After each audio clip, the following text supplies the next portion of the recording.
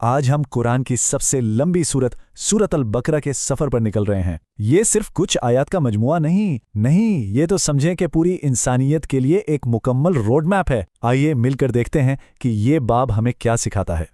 تو چلیے شروع کرتے ہیں۔ یہ باب شروع ہی ایک بہت طاقتور اور واضح اعلان سے ہوتا ہے۔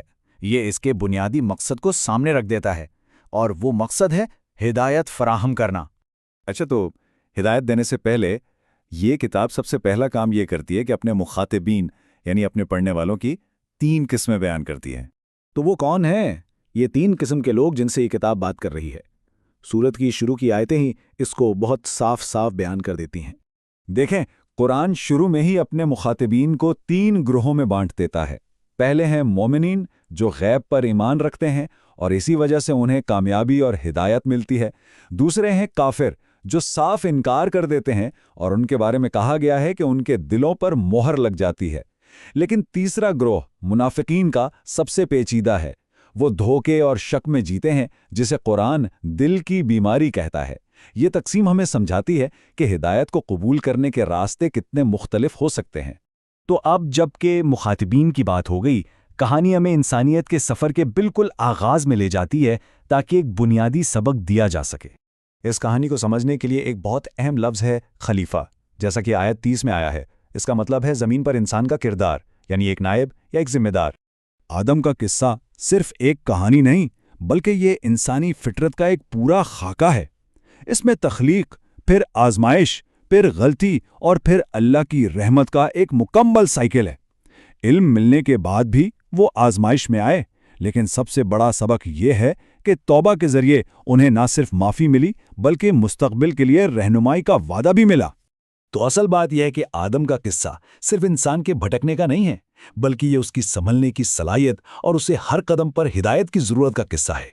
اس بنیادی سبق کے بعد یہ باب ایک بہت تفصیلی کیس سٹڈی پیش کرتا ہے، بنی اسرائیل کی لمبی تاریخ۔ آئیے دیکھتے ہیں کہ یہ کہانی ہمیں کہاں لے جاتی ہے۔ ان پر اللہ کی بے شمار نعمتیں ہوئیں، فرعون سے آزادی، سمندر کا 2 ٹکڑا ہو جانا، آسمان سے بہترین کھانا ملنا۔ لیکن ان نعمتوں کے ساتھ ساتھ ان کی تاریخ نافرمانیوں سے بھی بھری پڑی ہے، جیسے کوہ طور پر کیا گیا وعدہ توڑنا، سونے کے بچڑے کی پوجا شروع کر دینا، اور یہاں تک کہ اپنے نبیوں کو جھٹلانا۔ اس سورت کا نام جس واقعے پر ہے وہ ان کے رویے کی ایک بہترین مثال ہے۔ انہیں ایک سیدھا سا حکم دیا گیا تھا، لیکن ان کا جو رد عمل تھا وہ فوری اطاعت والا نہیں تھا۔ ایک سیدھے سادے حکم کو انہوں نے اپنے سوالوں سے خود ہی مشکل بنا دیا۔ پہلے پوچھا، اچھا یہ گائے کیسی ہو، پھر اس کا رنگ کیسا ہو، اور آخر میں کہا کہ ہمیں تو سب گائیں ایک جیسی لگتی ہیں، کچھ اور واضح کریں۔ ہر سوال ان کی ہچکچاہٹ کو ظاہر کرتا ہے اور کام کو بس مزید پیچیدہ کرتا چلا گیا۔ یہ کہانی ایک بہت اہم اصول بتاتی ہے۔ کبھی کبھی بہت زیادہ سوالات علم حاصل کرنے کے لیے نہیں، بلکہ حکم سے بچنے کا ایک طریقہ ہوتے ہیں۔ یہ ہمیں سچے دل سے اور فوری اطاعت کی اہمیت سکھاتی ہے۔ ماضی کے ان اسباق کے بعد اب کہانی کا رخ ابراہیم کی طرف مڑتا ہے، جنہیں سچے ایمان کے ایک بہترین نمونے کے طور پر پیش کیا گیا ہے۔ یہاں ابراہیم کو ایک یونیورسل خالص توحید کے بانی کے طور پر دکھایا گیا ہے، ایک ایسی توحید جو بعد میں ہونے والی مذہبی تقسیموں سے بھی پہلے کی ہے۔ یہ باب ابراہیم کے اہم کاموں پر روشنی ڈالتا ہے۔ انہوں نے اللہ کی ہر آزمائش کو پورا کیا، انہیں تمام انسانوں کے لیے لیڈر بنایا گیا، انہوں نے عبادت کے مرکز یعنی کعبہ کی بنیاد رکھی اور اپنی نسل میں سے ایک رسول کے آنے کی دعا بھی کی۔ یہ آیت اصل پیغام کو بالکل واضح کر دیتی ہے۔ ایمان ایک ہی مسلسل زنجیر ہے، یہ کوئی الگ الگ ایک دوسرے سے مقابلہ کرنے والے مذاہب کا مجموعہ نہیں ہے۔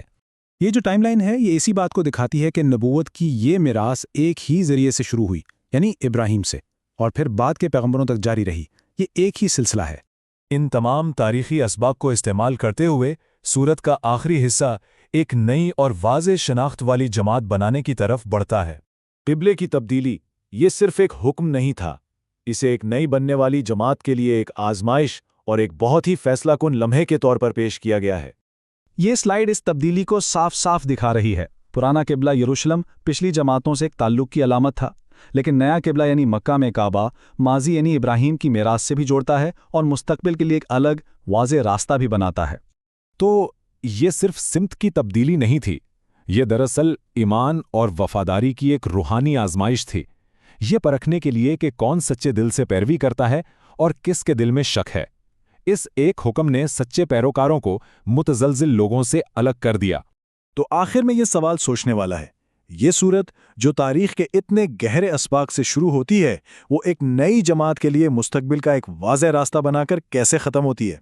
इसकी ये साख्त हमें इसके गहरे मकसद पर गौर करने की दावत देती है कि माजी से सीखो, हाल में अमल करो और एक वाज़ेह सिमत के साथ मुस्तकबिल की तरफ बढ़ो।